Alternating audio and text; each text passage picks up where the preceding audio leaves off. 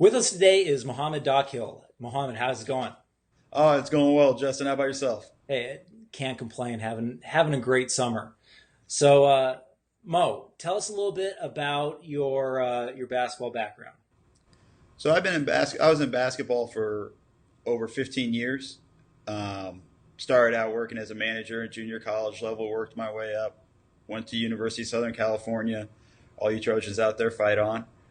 Was a manager for the basketball team there under Coach Bibby. After that, I coached a year of junior college basketball as an assistant. Got an opportunity to go work for the Los Angeles Clippers as an intern in their video room. Really kind of took off from there. Was in the NBA for 8 total years. 2 different stints with the Clippers and one with the San Antonio Spurs. And in between all of that, I also got to work for the Australian national men's basketball team and was part of the 2010 World Championships in Turkey and the 2012 London Olympics. That's amazing. A lot of different great programs there to be associated with. Oh, absolutely. Tons of fun. How's life in the NBA? I had a conversation with someone this summer that it's being in the NBA is immediately like earning your master's degree in basketball. Oh, 100%. Like, anybody who thinks they know basketball and then they get their first taste of the NBA, especially in the film room, like it's hard work to not learn something in the film room because it's just around you all the time. It's unbelievable. Like just the level of detail of everything, one step this way or an inch or things like that. And you see it on the film and things like that. I mean, it's phenomenal. Like it definitely is getting your MBA in basketball. Right. You have to know it cold. You have to know every situation cold, or else you'll be exposed immediately. Yeah, I mean, it's amazing too. Like some of these coaches in the NBA, they can recall plays from like 6-7 years ago from a game they've seen. They didn't even coach in it. A game they've seen, and they'll tell you like fourth quarter, somewhere in like the 2 to 3 minute mark, they ran this sideline out of bounds play. Can you go find it? It's amazing. So right. I mean, you and then you go everything. Find it. Yeah, and then luckily, with technology now, it's not hard to try to find some of these things. So, every now and then a coach might have sent you on a wild goose chase, but for the most part, they're pretty spot on. Okay. Well, usually in the summer it's a little light on X's and O's, but with leading up to the Olympic Games and NBA Summer League, has anything caught your eye here this summer? Oh yeah, I mean, watching the Summer League games that I did watch, I saw tons of great like out of timeout plays and things like that. One in particular was the Lakers running a great sideline out of bounds to beat Philadelphia in that great 1-versus-2 matchup. D'Angelo Russell hits a big 3. I mean, Lakers did a really great job of running a guy off of a decoy. It looks like somebody's coming off of a pin down. Instead of that, he jumps to the strong side corner and kind of occupies that spot. There's not a lot of help coming from there. And then the screener who went to go set that pin down comes around, gets a screen from the point guard at this point, D'Angelo Russell. He's going to set a screen on the other big man who's at the opposite elbow. And from there, they hit D'Angelo Russell's guy with a screen. It's a pick-to-picker action. Wide open for a 3, and Russell doesn't need a lot of time to just kind of get that shot off. He makes a tough shot anyway. The progressions that the defense has to go to try to defend that in that situation, I think is what made that such an effective play for them as well. Yeah, I mean, it made it really difficult, to switch. And this guy's getting screened. There was like 4 or 5 different screens within that segment, within that play, which is it's difficult for everybody to switch constantly in that situation. What was fun for me was with that led into, I think, the next 3 or 4 days, end of game sideline winners back to back. I'm just all over the place. And, whether you're a fan of the NBA or not, being a fan of basketball, and our audience is basketball coaches. So everybody's looking at end game situations. And here they keep piling up in Summer League. I thought it was fantastic. Yeah, I mean, end game situations really is like when a coach has a chance to shine. There is a situation that you got to know how the defense plays it.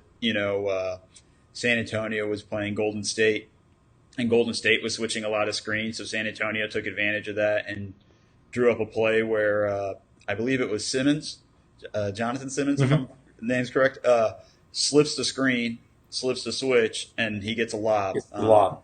and wins the game off of that. So, tons of great end of games. Chicago forced overtime off of an end of game play, which they ripped from Brad That's a Celtics Stevens. play, right? Yeah. Yeah, they and coaches do that all the time. That's the thing. You see a good play, you're going to use it, and it's all about whether your team can execute it and making sure you run the right play at the right time, depending what you know about how the defense is covering things. Mm-hmm. Absolutely. Awesome. Well, hey, 4-point play. You ready? Let's do it. All right. Number 1, your favorite social media follow, other than FastModel. Fair enough. I'm relatively new on Twitter, really kind of like the last 6-7 months. I'm sure a lot of people love following this guy. Wojciechowski. Yeah. He gives you a Woj bomb at least once a week where you're like, whoa, that just happened. And he's really one of the quickest to give you news and breaking stuff. So he's my favorite follow so far. We're going to have a conversation sometime, maybe offline, and you can tell me exactly where Woj gets all his bombs. I wish I knew. I'd beat him to it if I could. Okay. Woj is a great follow, especially during free agency, and then when trading deadline comes around too. Yeah, for sure. And draft FastModel. FastModel's another. They're right behind Woj. Hey, we're working. We're going to catch Woj. All right, number 2, your favorite basketball memory. So this is more of a personal thing for me. I mean, I have tons and stories and things. I'm going to take all my stuff with me forever. But immediately after the lockout, it was my second stint with the Clippers. We had just gotten Chris Paul in the trade. We had gotten Chauncey Billups in the amnesty waiver. And, we were having our first workout with those guys. And I basically had to go one-on-one against those guys the entire time. And all I got to do was play defense. And they got to rest in between. Chris would go at me. He gets a break, and then Chauncey goes at me. I didn't get a break. But, I'm sitting there, and I remember utterly exhausted at the end, but laid down going, like, totally worth it. I got to go against 2 future Hall of Famers. Mm-hmm. I said, this is definitely phenomenal. Granted, the trainers had to revive me after that. But they peeled you off the floor. Yeah, but it's one of those memories I'm going to take with me for life. That's awesome. Number 3, your favorite book or the last book you read?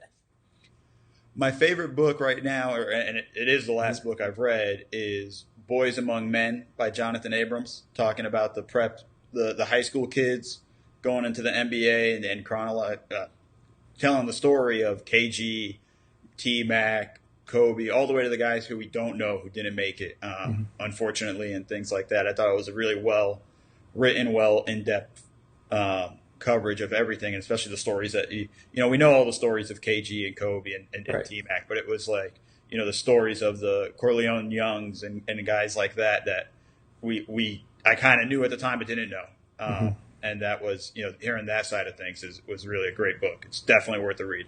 Absolutely, it sounds good. I'll have to check it out. And number 4, what coach did you learn the most from?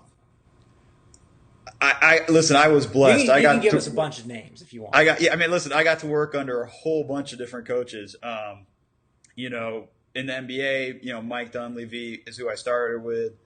I got to go work for Greg Popovich. Work with Vinny Del Negro and Coach Doc Rivers. So I learned from everybody. But really, the one guy who I took the most away from was Coach Pop. I mean, he is a living legend, plain and simple. From everything, not just from basketball, but how to treat people within the organization, how to take things to, creating a culture and an environment. He's one of the best, I think, not just in the NBA, but just in sports. I think you can look to him all the time. And you mentioned a key word there. When I hear Coach Pop, I think culture. So I think that all the way. Yeah. All the way, and he takes care of everybody, and he makes everybody feel welcomed, and you're going to learn basketball from him. That's no question about it, the wealth of knowledge. But, the other stuff you pick up from him is, just kind of like it's basketball, but there's other things in life, and he's great about stuff, and don't get me wrong, he works his tail off, but he's he definitely kind of lets you value other things and great environment. Awesome. So, Coach, tell us what you're working on now and where people can find you. So I write, on my own blog. I have the jumpball.net. That's where you can find all my latest stuff. I'm working on a piece here, probably hopefully coming up in the next day or two, if I'm able to peel away and sit down to write long enough. Really kind of chronologizing. I don't even know if that's a proper word. We'll look it up for you.